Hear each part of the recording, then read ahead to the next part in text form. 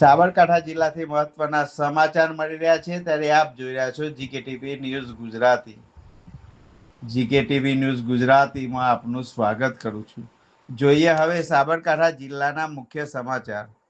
સાબરકાંઠાના હિંમતનગર શહેરના પોલો ગ્રાઉન્ડ વિસ્તારની ઘટના સામે આવી છે ત્યારે હિંમતનગર શહેરના પોલો ગ્રાઉન્ડ વિસ્તારમાં બે આખલાઓ વચ્ચે થયેલા જોરદાર યુદ્ધને કારણે અફરાતફરીનો માહોલ સર્જાયો હતો.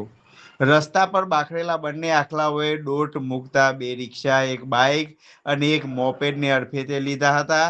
અકસ્માતમાં બાઇક અને બંને રિક્ષા પલટી જતા 4થી વધુ લોકોને નાની મોટી ઈજાઓ પહોંચી હતી.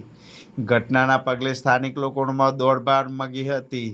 બાદમાં સ્થાનિકોએ ભારે જહેમત બાદ આખલાઓને દૂર હંકાર્યા હતા. શહેરમાં રખડતા ઢોરના વધતા ત્રાસને લઈને સ્થાનિકોએ તંત્ર સામે કડક કાર્યવાહી કરવાની પણ માંગ ઉચ્ચારી છે ત્યારે દિન પ્રતિદિન આખલા યુદ્ધના વિડીયો વાયરલ થતા હોય તે છતાંય તંત્રના પીઠનું પાણી હલતું નથી.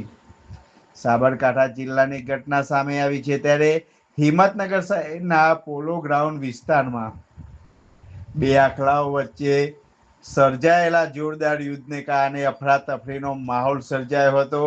સ્થાનિક લોકો દ્વારા પાણીનો છંટકાવ કરવામાં આવ્યો હતો અને આખલાઓને દૂર કરવાના પ્રયાસો પણ કરવામાં આવ્યા હતા. પરંતુ રસ્તા પર બાખડેલા બંને આખલાઓએ દોટ મુક્ત બે રિક્ષા અને બાઇક અને મોપેડને અડફેટે લીધા હતા. અકસ્માતમાં બાઇક અને બંને રિક્ષા પલટી જતો 4થી વધુ લોકોને નાની મોટી ઈજાઓ પહોંચી હતી. ઘટનાના પગલે સ્થાનિક લોકોમાં દોડભાગ મચી હતી. બાદમાં સ્થાનિકોએ ભારે જહેમત બાદ આખલાઓને દૂર હંકાર્યા હતા. શહેરમાં રખડતા ઢોરના વધતા ત્રાસને લઈને સ્થાનિકોએ તંત્ર પાસે કડક કાર્યવાહી કરવાની માંગ ઉચ્ચારી છે ત્યારે દિન પ્રતિદિન આખલા યુદ્ધના વિડીયો સામે આવે છે. તંત્રના પેટનું પાણી હલતું નથી. શું તંત્ર કોઈના મોતની રાહ જોઈ રહ્યું છે કે શું? જનતાના સવાલો ઊભા થયા છે.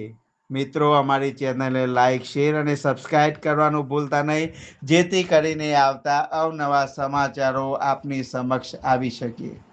હવામાન વિભાગના સમાચાર, ખેડૂતોના સમાચાર વગેરેના સમાચારો આપની સમક્ષ જીકેટીવી ગુજરાતીના માધ્યમથી અમે મોકલીશું. અમારી ચેનલને લાઇક, શેર અને સબસ્ક્રાઇબ કરવાનું ભૂલતા નહીં.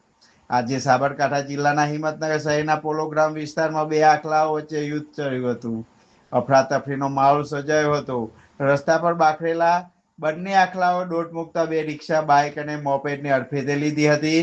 અકસ્માતમાં બાઇક અને બંને રિક્ષા પલટી જતા 4થી વધુ લોકો નાની મોટી ઈજાઓ થઈ હતી. ઘટનાના પગલે સ્થાનિક લોકોમાં દોડધામ મચી હતી. બાદમાં સ્થાનિકોએ ભારે જહેમત બાદ આખલાઓને દૂર હંકાર્યા હતા. શહેરમાં રખડતા ઢોરના વધુ ત્રાસને લઈને સ્થાનિકો તંત્ર પાસે કડક કાર્યવાહીની માંગ ઉઠાવી રહ્યા છે. સાબરકાંઠા જિલ્લાથી મહત્વના સમાચાર મળી રહ્યા છે ત્યારે આપ જોઈ રહ્યા છો જીકેટીવી ન્યૂઝ ગુજરાતી. જીકેટીવી ન્યૂઝ ગુજરાતીમાં આપનું સ્વાગત કરું છું. જોઈએ હવે સાબરકાંઠા જિલ્લાના મુખ્ય સમાચાર. સાબરકાંઠાના હિંમતનગર શહેરના પોલો ગ્રાઉન્ડ વિસ્તારની ઘટના સામે આવી છે ત્યારે હિંમતનગર શહેરના પોલો ગ્રાઉન્ડ વિસ્તારમાં બે આખલાઓ વચ્ચે થયેલા જોરદાર યુદ્ધને કારણે અફરાતફરીનો માહોલ સર્જાયો હતો. રસ્તા પર બાખડેલા બંને આખલાઓએ દોટ મૂકતા બે રિક્ષા, એક બાઇક અને એક મોપેડને અડફેટે લીધા હતા. અકસ્માતમાં બાઇક અને બંને રિક્ષા પલટી જતા 4થી વધુ લોકોને નાની મોટી ઈજાઓ પહોંચી હતી. ઘટનાના પગલે સ્થાનિક લોકોમાં દોડધામ મચી હતી.